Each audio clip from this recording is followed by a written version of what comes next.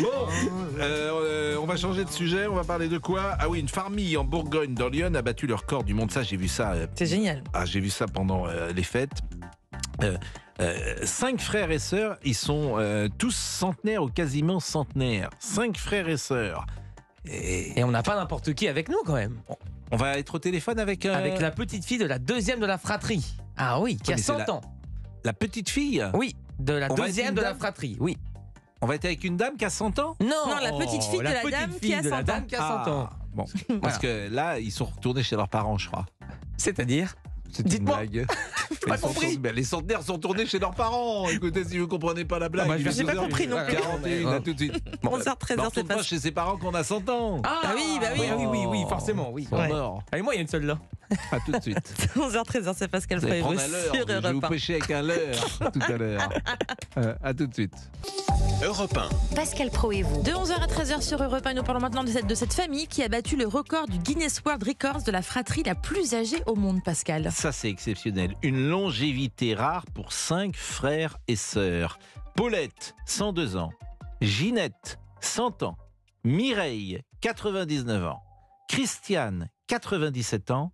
Philippe, 96 ans. 5 frères et sœurs, en 6 ans, ils sont tous vivants. Alors évidemment, on est Oh là. admiratif. La famille est grande, il y a 19 enfants, 31 petits-enfants, 32 arrière-petits-enfants, c'est génial. 3 arrière-petits-enfants. Ah ouais, à Noël. Oui. Ah bah, à Ça Noël. fait du monde. Et je pense que Véronique est là. Alors Véronique, bonjour. Oui, bonjour à tous. Alors vous, Véronique, vous êtes la petite fille de Ginette. Oui, tout à fait, de Mais- la deuxième. Voilà, qui a- mais quand qui on a eu dit 100 petite ans fille, fin juillet. Voilà, quand on dit petite Oui. fille, on dirait que vous avez 10 ans. Mais non, vous n'avez pas 10 ans. Vous avez quel âge, vous, Véronique? 51 ans. Donc vous êtes la petite fille qui a 51 ans. À 51 ans, vous avez toujours votre grand-mère. Et oui. Donc hein, vous voyez évidemment, ça c'est... Qui a 100 c'est- ans. Qu'à 100 ans, bien sûr, c'est tout C'est à beau. fait exceptionnel. Bon, comment elle va, Ginette? Bon, écoutez, elle va bien. Hein, elle vient de ravoir le Covid et bah, ça passe, voilà. Il n'y a pas de souci, hein, elle l'a déjà eu 2 fois. Je crois aussi que tous les 5 l'ont eu, hein, mais bon, bah, apparemment, ça les atteint pas plus que ça. Voilà. Ils ont Ginette, une bonne elle est santé, autonome? Elle vit chez elle ou elle vit... Non, elle vit en maison de retraite. Elle vit en maison de retraite Mais- avec une de ses sœurs. Et puis, il y a une autre sœur et le petit frère, si on peut dire, qui sont dans une autre maison de retraite. Donc tout le donc, monde est il quand y a même en quand maison même- de retraite aujourd'hui. Plus personne n'est autonome. Sauf l'aînée. Paulette, Sauf elle l'aînée vit qui chez vit elle. encore chez elle. C'est extraordinaire. Voilà, mais tout à Paulette, fait, mais à par 102 exemple, ans. mais elle sort dans la journée, Paulette? Elle peut aller faire un petit tour, faire ses courses, ou elle reste chez elle toute la journée? Alors, évidemment, ça c'est la campagne, donc elle ne conduit plus, donc si elle veut aller quelque part, bah, il faut l'emmener. Hmm. Mais elle va au club jouer à la belote 2 après-midi par semaine. Et il n'y a Et pas donc... c'est elle qui compte les points. Bon, ah bah, c'est formidable. Et donc Paulette, Ginette, Mireille, tout ça, tous entendent comme on peut entendre à cet âge-là, ou tous voient comme on peut voir à cet âge-là, ou est-ce qu'il y a quand même des handicaps qui se sont mis en place ces derniers temps? Ah si vous voulez discuter avec eux, il faut quand même élever la voix, hein, ça c'est sûr. Ouais. Ils sont tous un peu sourds et puis voir, ils n'ont plus leurs yeux de 20 ans non plus, hein, ça Bon. c'est sûr. Hein. Vous Donc, êtes la petite fille de Ginette, c'est mais normal. votre mère aujourd'hui, elle a quel âge, Véronique? Ma mère est née en 1949, donc elle a 74 ans. Donc, Voilà. donc vous dites que vous êtes dans une famille où chacun vit vieux, et vous vous dites que vous avez peut-être un bel avenir devant vous, Véronique. Eh ben, écoutez, je ne suis peut-être qu'à la moitié de ma vie, hein, du coup. Donc, Non, mais c'est absolument Voilà. extraordinaire. Alors, restez avec nous parce que Philippe Amouyel est là et on l'a souvent vu. Philippe Amouyel, il est professeur de santé publique au CHU de Lille.